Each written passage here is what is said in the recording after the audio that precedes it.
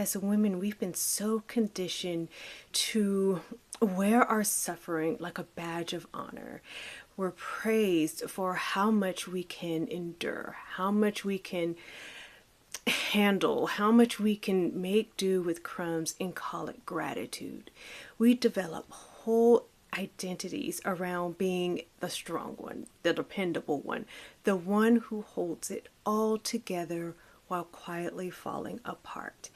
And when someone tells us, "You're so strong," we smile and we take it as a compliment, when really it's a huge red flag that we're tolerating way too much, and an even bigger one when no one asks us why. So today I want to hold up a mirror, not to shame you for where you're at, but to help you see a pattern you might not even realize you're in, because I have been there and I know what it cost. Here's what strength to suffer looks like. It's enduring emotional neglect and calling it unconditional love. It's being proud of how much you can handle instead of asking why you're handling so much in the first place. It's wearing the "I'm fine" like armor when you're anything but fine. It's believing your worth comes from how much you can tolerate, how much you can do, how much you can sacrifice. How small can you make yourself and your needs so everyone else can be comfortable? And here's the thing. Society will applaud you for this. They'll call you selfless. They'll call you strong. They'll hold you up as the example of what a good woman, a good mother, a good partner looks like. But behind all that applause, you are burnt out. You're bitter. You're resentful. You're aching for a life that actually feels good, but you're too terrified to say it out loud because that would make you selfish, right? Wrong. Let me tell you about a moment that changed everything for me. I was deep in thought one day, trying to win the gold medal in mental gymnastics, trying to figure out how to gently approach a subject with my then partner. And I knew that no matter how I worded it, no matter the tone, no matter if I took responsibility for things that were 100% his to own, he would shut down. He would distance himself because that was his MO. He wasn't consistent at a lot of things, but I could always count on that reaction. And there I was rewording the same thing for the 10th time when this wall of exhaustion just hit me. What the hell am I doing? I asked myself. Why was I trying so desperately to understand, to accommodate, to fix his brokenness while he broke me, and then calling it love?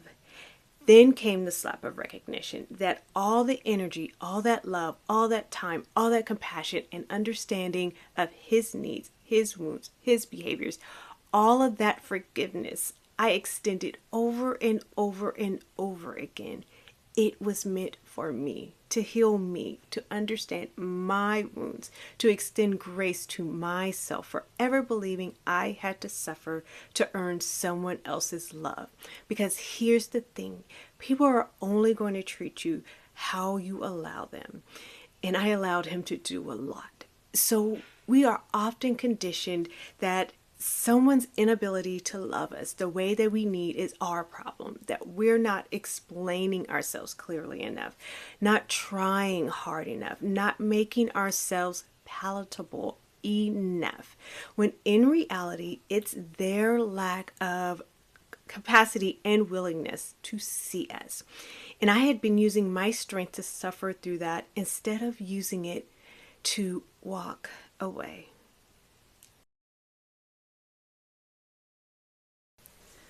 So this pattern is very sneaky because it wears the face of love. of service, of motherhood, of womanhood itself. We confuse self-abandonment with devotion. We glorify overextension and call it strength. I did this for years. I placed the responsibility of my happiness on my husband's shoulders, on my kids' needs, and I clung to the role of being everything for everyone else. I said I got it when what I desperately wanted was to rest, because deep down, it wasn't really about being needed. It was about avoiding the uncomfortable, messy work of healing the self-worth wounds I didn't want to face. Suffering became my shield, my excuse, my identity. And you know what's wild? So there are men out here that have the utmost audacity to ask for almost the impossible from the women that they consider they're worthy of.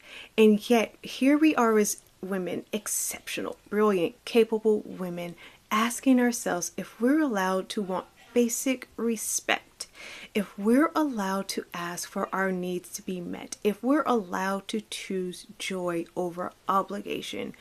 Why can't we have at least half of that audacity? So what does strength to be bold look like? It looks like leaving when something is no longer aligned, even when there's history, even when there's love, even when it's hard. It looks like asking for what you actually want without apologizing for it. It looks like saying no without needing to explain or justify yourself. It looks like choosing joy over obligation, peace over proving yourself, well-being over worthiness earned through suffering. I walked away from a 20 plus year marriage after 5 beautiful children, building homes and together, tons of memories that will live in my heart forever. Multiple pregnancy losses that we had to contend with and work through together. But there was something that got us to this point where we were so out of alignment. We had been drifting apart for years. He had weaponized incompetence, and I became a resentful piece of work on the regular. I was tired of being the strong one, of the glue holding everything together. I didn't want to be in this role of the hyper independent, over functioning, over performing, never resting, growing, ever bitter woman. But I kept playing it anyway until one day I decided the strongest thing that I could do was choose joy and peace over history, over what will people think, over obligation, over an us that was really just 2 people living as roommates, growing comfortably numb to tolerable levels of unhappiness. Now, I want to be honest with you about something. You honestly can't go from suffering to bold overnight.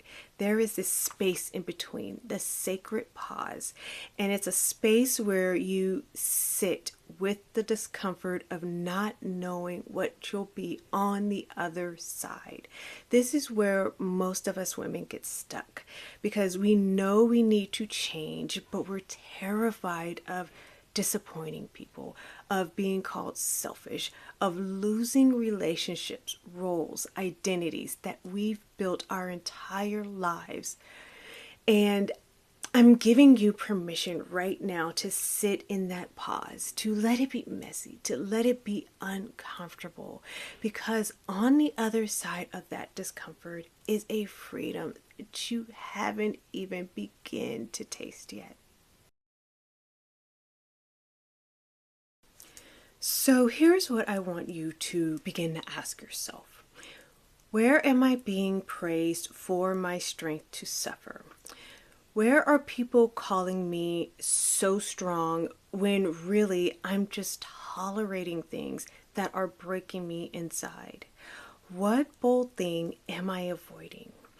What conversation, what boundary, what decision, what dream am I putting off because I've been trained to suffer instead of claim? What would I do if I had the audacity? If you gave yourself permission to want what you want without guilt, without justification, without needing to earn it through suffering, what would you choose?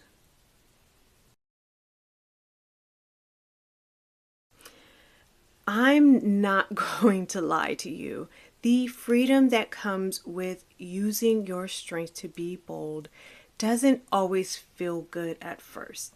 It can feel raw, scary as hell. You are going to disappoint so many people. You might disconnect from those who benefited from your suffering. There will be things and people you'll want to cling to desperately because they're familiar, because there's history, because you invested time, energy, money, and love. But I promise you this. It is worth it to let them go, to allow them to choose to rise up and meet the bold, empowered version of you who chooses herself, or to lovingly release them if they can't. Because on the other side of you choosing yourself is a woman who is rooted, who is radiant, and who is free. A woman who knows she is no longer available for suffering as a substitute for self-worth. And when you become her, everything changes.